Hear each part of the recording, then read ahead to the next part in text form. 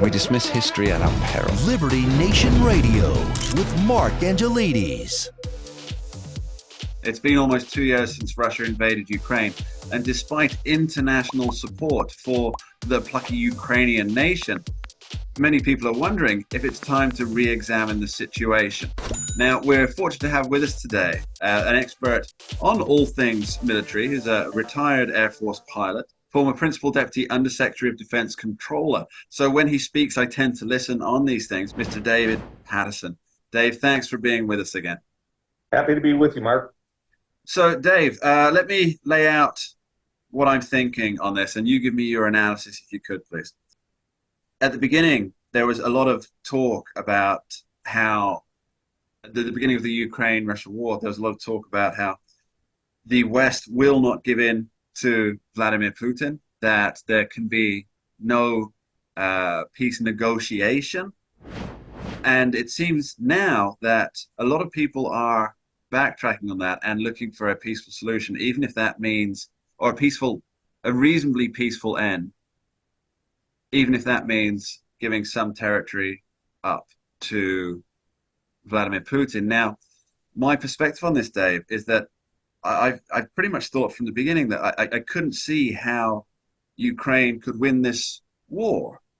And was I wildly wrong then, but just coincidentally right now? Or was it obvious to other people that there wasn't a way that Ukraine by itself, even with international weapons supplies and cash supplies, could win the war? I think that you're probably sort of right.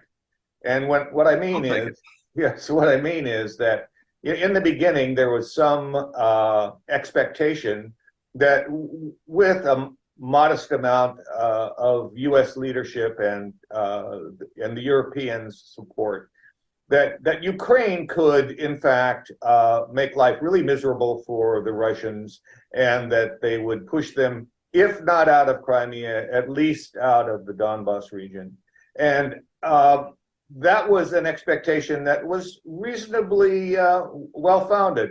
What has happened in the interim, of course, is that the United States in the Biden administration has piecemealed out that support, so that they have in fact allowed this crisis to go on and on and on, and many people now kind of talk about it in terms of World War I, the trench warfare. It's not really that, quite frankly, but that's what it seems to be. There's very little advance on either the Russian part or the Ukrainians.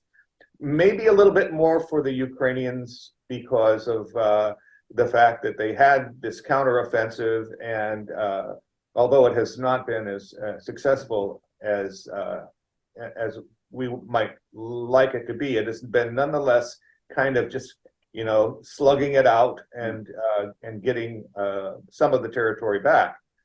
But time has a way of really destroying momentum, and it's certainly happening in the case of Ukraine, particularly happening in the case of the U.S. Congress too, and that's unfortunate.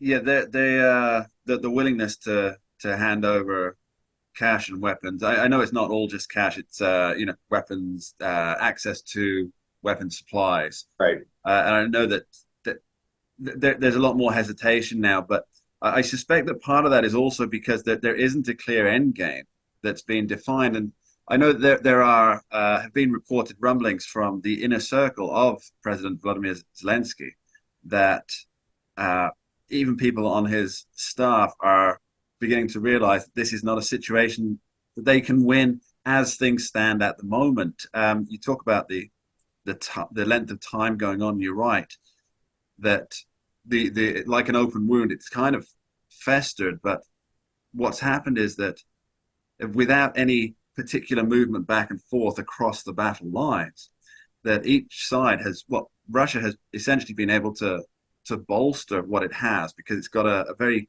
clear defined line in that to the Donbas region, and they've essentially been able to just solidify what they're doing there, while Ukraine batters itself against what appears to be a fairly solid wall. And so it's a war of attrition.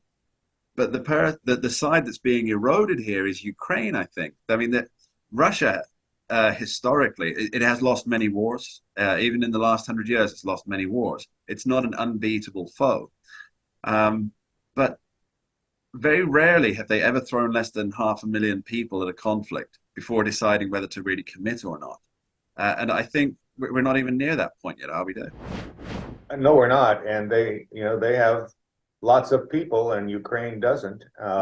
So it's really unfortunate that we've gotten to this point, because early on in the conflict, the Ukraine had a tremendous amount of momentum.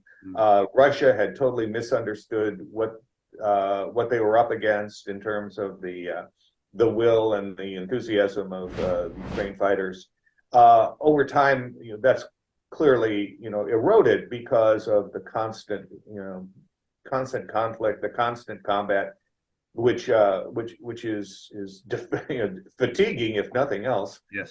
And additionally, which doesn't do much for morale. You're starting to see even their staunchest allies, Poland, Romania, and are starting to get a little wobbly on what they're willing to do.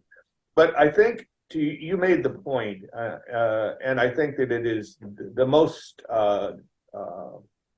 degrading in terms of how Ukraine goes forward, and that is that no one really, particularly the United States, has a strategy for an end game. They can't even describe an end game.